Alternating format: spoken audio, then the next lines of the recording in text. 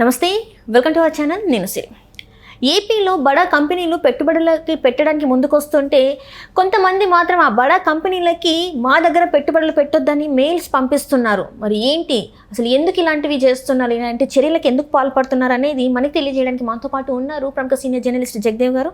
నమస్కారం సార్. నమస్తే సార్, ఇప్పుడు చూస్తుంటే ఏపీలో పెట్టుబడులు పెట్టడానికి బడా కంపెనీలు ముందుకొస్తున్న తరుణంలో ఇప్పుడు ఏంటంటే కొంతమంది నేతలు మాత్రం వాళ్ళకి ఇక్కడ ఏపీలో పెట్టుబడులు పెట్టకండి, ఇక్కడ శాంతి భద్రతలు సరిగ్గా లేవు అని చెప్పేసి కొంతమంది మెయిల్స్ చేయడం, ఇది ఎంతవరకు కరెక్ట్ అంటారు? అంటే రాష్ట్రం అభివృద్ధి అవుతుంది, పెట్టుబడులు పెడుతుంటే ఉపాధి అవకాశాలు పెరుగుతూ ఉంటాయి, నిరుద్యోగ సమస్య అనేది పోతూ ఉంటుంది.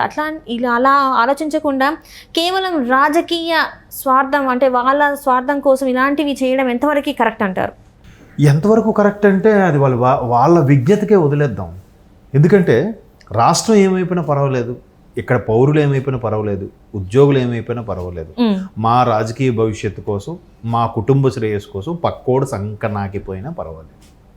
ప్రస్తుత పరిస్థితులు అలాగే ఉన్నాయి. అంటే మేబీ చాలామంది పెద్దలు చెప్పినట్టుగా కలికాలం బుద్ధులు ఇలాగే ఉంటాయేమో.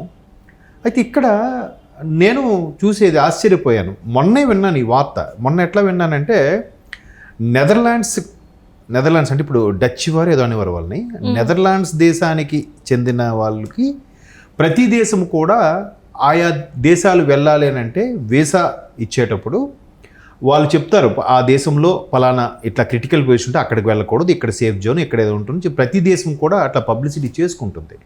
అట్ ది సేమ్ టైం మన దేశం కూడా పౌరుల్ని హెచ్చరిస్తుంది. సార్ మీరు పౌరులారా మీరు ఎక్కడికి వెళ్ళినా ఈ దేశం వెళ్ళొద్దు, ఈ దేశం వెళ్ళండి, ఈ దేశంలో ఇది ఉంది అని చెప్తుంది.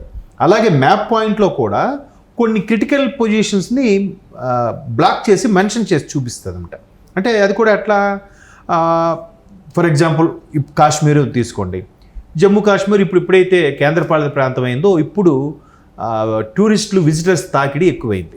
చక్కగా అందరూ వెళ్తున్నారు. అంతకుముందు రిస్క్ కదా, ఎప్పుడు ఏది జరుగుతుందో తెలియదు, ఏ బాంబులేస్ జరుగుతుందో, ఎప్పుడు కర్ఫ్యూ ఉంటుందో తెలియదు, ఎప్పుడు ఏ టెర్రరిస్ట్ అటాక్లు అవుతాయో తెలియదు అనే భయంలో ఉన్నప్పుడు అట్లాంటివి వాళ్ళు రెడ్ మార్క్ చేసి చూపిస్తారు.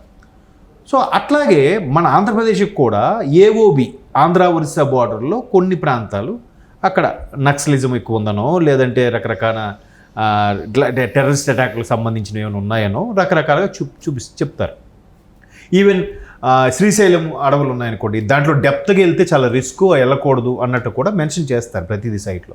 సో అలాగ మెన్షన్ చేసిన దాన్ని ఇక్కడ ఏదైతే కూటమి ప్రభుత్వం మీద బురదజల్లే ప్రయత్నం చేసే వ్యక్తులు ఉన్నారో, మహానుభావులు, వాళ్ళు ఆల్రెడీ వాళ్ళకి మరికొద్దిగా సోషల్ మీడియా పబ్లిసిటీ చేస్తున్నారంట. నెదర్లాండ్స్ వాళ్ళు ఆల్రెడీ భారతదేశంలో పర్టికులర్గా ఆంధ్రప్రదేశ్ని అవాయిడ్ చేస్తున్నారు, బ్లాక్ లిస్ట్లో పెట్టారు అన్నట్టుగా ఆ పర్టికులర్ వర్గం మీరు ఏదైతే క్వశ్చన్ అడిగారో వాళ్ళు ఆల్రెడీ పబ్లిసిటీ చేస్తున్నారు సోషల్ మీడియాలో. ఇదే కాకుండా ఫస్ట్ 2014లో బైఫికేట్ అయిపోయిన తర్వాత రాష్ట్రం, అప్పుడు చంద్రబాబు గారు ఉన్నప్పుడు కూడా ఏవేవైతే కొత్త కంపెనీలు అమరావతికి వచ్చే ప్రయత్నం చేస్తున్నాయో అప్పుడు కూడా వీళ్ళు ఐక్యరాజ్య సమితికి, ఆయా రాష్ట్రాలకి, ఆయా దేశాలకి లేఖలు కూడా రాశారట. చంద్రబాబు నాయుడు అనే వ్యక్తి డాష్ డాష్ డాష్ డాష్, ఈ మీద ఇన్ని కేసులు ఉన్నాయి, ఈయన మంచివాడు కాదు, ఎస్పెషలీ ఆడవాళ్ళకి భద్రత ఉండదు, ఉద్యోగుల్ని ఉద్యోగుల్లా చూడరు, ఇక్కడ రకరకాలుగా లోకల్ సెంటిమెంట్స్తో చాలా ఇబ్బంది పెడతారు, ఏవో లేఖలు రాశారట. సో ఇప్పుడు మళ్ళీ వాళ్ళ గవర్నమెంట్ వచ్చినప్పుడు అప్పుడు ఏమైనా తెచ్చుకున్నారా? తెచ్చుకోలే. ఉన్నవి కూడా మీరు ఉంటారా, పేరు మార్చుకొని ఉండండి, లేదా మీ ఇష్టం. ఇంకా అలా చాలా వెళ్ళిపోయాయి. ఇప్పుడు మళ్ళీ గవర్నమెంట్ వచ్చేసరికి వీళ్ళు డే 1 నుంచి కూడా ఈ సోకాల్డ్ పర్సన్స్ మీద కాన్సన్ట్రేషన్ చేయకపోవడం వల్ల, వీళ్ళని సరేలే వాళ్ళు ఏదో పోయిన బాధలో ఉన్నారని వాళ్ళని పట్టించుకోకపోవడం వల్ల, సరే ఈ నోటికి వచ్చినట్టు వాగినా, ఒక్కొక్కడు వెకిలి చేష్టలు వేసినా, రెచ్చగొట్టే ప్రయత్నాలు చేసినా, సరే బాధలో ఉన్నారు, ఓడిపోయిన ఒక రకమైన ఇరిటేషన్లో ఉన్నారని చెప్పి పట్టించుకోకపోవడం వల్ల ఇట్లాంటి వాటికి పూనుకుంటున్నారు అన్నట్టుగా నేను నిన్న కూడా వార్త చూశాను, నెదర్లాండ్స్ ఇష్యూ వచ్చినప్పుడు. ఇప్పుడు ఏం చేస్తున్నారు, మళ్ళీ ఆయా కంపెనీలకి మళ్ళీ ఇట్లా లేఖలు రాస్తున్నారంట. ఆంధ్రప్రదేశ్ అంత సేఫెస్ట్ ప్లేస్ కాదు, ఎస్పెషలీ వాతావరణం బాగుండదు, ఇక్కడికి వచ్చిన తర్వాత లోకల్ యాజిటేషన్స్ ఎక్కువ ఉంటాయి, లేదంటే మహిళలకు భద్రత ఉండదను రకరకాలుగా. చూడండి అసలు, అంటే ఎక్కడ కూటమి ప్రభుత్వం డెవలప్ చేసి మళ్ళీ పూర్తి స్థాయిలో ఎస్టాబ్లిష్ చేసేస్తే నెక్స్ట్ మా పరిస్థితి ఏంటి, గవర్నమెంట్ వస్తుందా రాదా, అంతవరకు పార్టీ మనుగడ గురించి ఏంటి అనే టెన్షన్లోనో ఏంటో, ఆ భయభ్రాంతులకు లోనయ్యో, లేదంటే అభద్రతాభావం వల్ల ఇట్లాంటి పనులకి పూనుకుంటున్నారు. దీనివల్ల ఒరిగేది దేనివల్ల నష్టం? ఇప్పుడు పోనీ ఇప్పుడు ఇలా చేశారు, కంపెనీలన్నీ రాలేదనుకుందాం. మీరు అంటున్నారు కదా నెక్స్ట్ మా టైం వస్తుందని. మీ టైం వచ్చింది అనుకోండి, అప్పుడు వస్తాయి మళ్ళీ ఈ కంపెనీలు వస్తాయా? మరి రావు కదా. అరే మరి అప్పుడు మీరే కదా లేఖ రాయించారు, లేకపోతే మీ వాళ్ళు ఎవరు రాశారు కదా, మరి అప్పుడు ఇప్పుడు ఎలా మంచిది అయిపోద్ది, స్టేట్ ఇప్పుడు మారిపోయిందా అంటే ఇప్పుడు మా గవర్నమెంట్ మారిపోయిందని చెప్తారేమో. అంటే ఏది ఏమైపోయినా 5 ఏళ్ళు ఎవరికి తిండి లేకుండా ఏమైపోయినా పర్లేదు, మళ్ళీ మా 5 ఏళ్ళసరికి మా వచ్చేయాలి అంటే ఏం చేసినా పర్వాలేదు, ఏదో ఒకటి చేసేద్దాం అంతే. కానీ ఆ రాష్ట్రంలో ఉండేది వాళ్ళే కదా, అంటే వాళ్ళు కూడా ఉంటారు, ఆ రాష్ట్రం అభివృద్ధి అయితే మంచిదే కదా అనే ఆలోచన అనేది అయితే ఉండదంట. లేదు ఇప్పుడు ఆవిడ ఎవరండి, తస్లిమా కాదు, బంగ్లాదేశ్ అధ్యక్షురాలు. మరి ఆవిడ వచ్చి తలదాల్చుకుందా? వీళ్ళు ఏమనుకుంటున్నారు, మేము మంది మార్బలం ఉంటారు, మాకు చుట్టూ ఈ 30 మంది దాన్ని ఏమంటారు బౌన్సర్లు ఉంటారు, ప్రైవేట్ సెక్యూరిటీ ఉంటుంది, లేదంటే పెద్ద పెద్ద సెక్యూరిటీ ఉంటుంది, వీళ్ళందరూ ఉంటుండగా మనం ఎవరేం చేయలేరు అని అనుకుంటున్నారు. ఇంత డబ్బు సంపాదించేస్తే మొత్తం కంచుకోట కట్టేయచ్చు, మన లోపలికి ఎవడు రాలేరు. ఇవాళ ఏమైంది? శ్రీలంకలో ఏమైంది? అధ్యక్షుడి ఇంటికి మరి ఎంతమంది మిలిటరీ కూడా ఆపలేకపోయారే, ఈ ప్రైవేట్ బౌన్సర్లు ఎక్కడ ఆపగలుగుతారు చెప్పండి? ఒకవేళ నిజంగా రాష్ట్రం అటువంటి పరిస్థితి అయిపోతే, ఒక్కసారి ఉద్యమం ప్రజల్లోకి వెళ్ళిపోయి ఎవరిదైనా యాజిటేషన్ వస్తే చెప్పగలరా ఎప్పుడు ఒకేలాగా ఉంటుందని?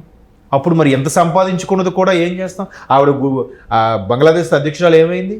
ప్రాణాలు అరచేతిలో పట్టుకొని ఇండియాకి పారిపోయి వచ్చేసింది. అవునా?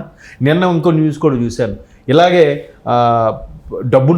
డబ్బుల్లోనూ చూసేసరికి ఈ మధ్యతరగతుల పేదవాళ్ళు ఉక్రోషం తట్టుకోలేక అక్కడ బంగ్లాదేశ్లో ఒక ఫేమస్ హీరోని, ఆ హీరో తండ్రి కూడా ప్రొడ్యూసర్ అంట, ప్రొడ్యూసర్ని ఇద్దరిని కారు ఆపి వాళ్ళని అడిగి యాజిటేషన్ చేస్తే వాళ్ళు ఏదో సమాధానం చెప్తే కోపంతో కొట్టేశారంట, వాళ్ళు చనిపోయారంట. ఆ ప్రొడ్యూసర్ చనిపోయాడు, కొడుకు హీరో కూడా చనిపోయాడు బంగ్లాదేశ్లో. ప్రస్తుత పరిస్థితి అది. సో అలాంటి పరిస్థితులు వస్తే మీ పరిస్థితి ఏంటప్పుడు? ఇప్పుడు ఆలోచన అయినా ఉండాలిగా, ఇవన్నీ చూస్తున్నప్పుడైనా కొంచెం చేంజ్ అవ్వాలి కదా.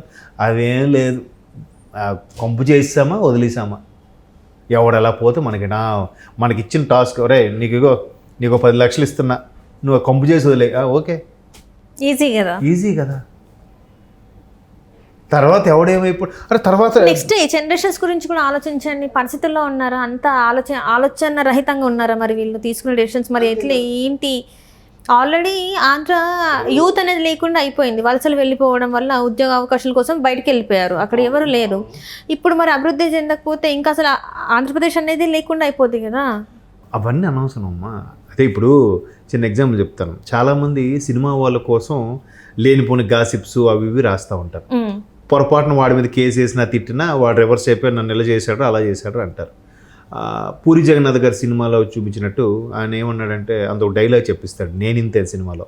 అక్కడ హీరోయిన్గా యాక్ట్ చేసిన ముమైత్ ఖాన్ ఏమంటుందంటే, అరే మా మీదే గాసిప్స్ రాసి మీరు డబ్బులు సంపాదిస్తున్నారే, మేమంటూ లేకపోతే మీరు ఎలా బతుకుతారా అని అడుగుతుంది ఆమె. సో అలాగా మీరు అన్నట్టు సేమ్ క్వశ్చన్, మీరు ఏదో యువత పోతే పోని మాకు రాజకీయ భవిష్యత్తు ఉంటే బాగుందని చెప్పి అందరూ వలస వెళ్ళిపోతే, మరి అక్కడ రాష్ట్రమే లేకపోతే కొన్నాళ్ళకి ఏమి ఎవడు సరిగా పట్టించుకోకపోతే మీరు అప్పుడు ఎవరిని పరిపాలిస్తారు? అంటే అంతవరకు రాదులే, ఆ టర్మ్ వచ్చారు నేను చచ్చిపోతానులే, నేను ఉండను, ఇంకెందోడు ఎలా కొట్టుకుని నాకేముంది పర్వాలేదు, మా పిల్లలు బాగా సంపాదించని వీళ్ళు ఎక్కడ విదేశాలు సెటిల్ అయిపోతారు, నా అదేం పోయింది అనుకునే వాళ్ళు ఉన్నారు. అలా అనుకుని అంటే మొత్తం స్వలాభమే అంటారు. ఇప్పుడు జనాల యాటిట్యూడ్ అలా ఉందండి. ఇప్పుడు ప్లాస్టిక్ వాడొద్దు అని అంటాము, ప్లాస్టిక్ వాడుతున్నాం కదా.